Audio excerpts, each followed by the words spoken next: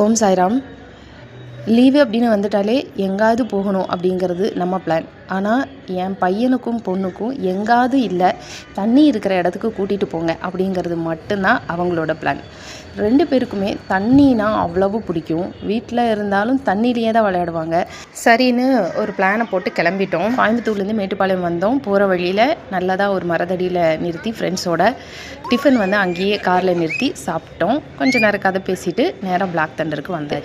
நமக்காக நம்ம ஊர் சுற்றுறதை காட்டிலும் குழந்தைங்களுக்காக இப்போ போக வேண்டிய கட்டாயத்தில் இருக்கோம். ஸோ வருஷம் ஒரு தடவையாவது தீம் பார்க் அப்படிங்கிறது கண்டிப்பாக எங்கள் லிஸ்ட்டில் இருக்கும்னு தான் நான் நினைக்கிறேன். ட்ரை கேம்ஸில் வண்டர்லாவை அடிச்சிக்க முடியாது அப்படின்னா வாட்டர் கேம்ஸில் ட்ரஸ்ட் மீ பிளாக் தண்டரை அடிச்சிக்கவே முடியாது. அடல்ட்டுக்கு 1100, அதாவது 1090, அண்ட் சில்ட்ரன்ஸ்க்கு 850 சம்திங் சார்ஜ் பண்ணுறாங்க. உள்ளே வந்ததும் ஒரு 2-3 ட்ரை கேம் தான். அது வரைக்கும் கூட என் பையனுக்கு பொறுக்கல. எப்போ தண்ணியில் விடுவீங்க அப்படின்னு நச்சிக்கிட்டே இருந்தான். கொண்டு போய் தண்ணியில் தள்ளி விட்டாச்சு.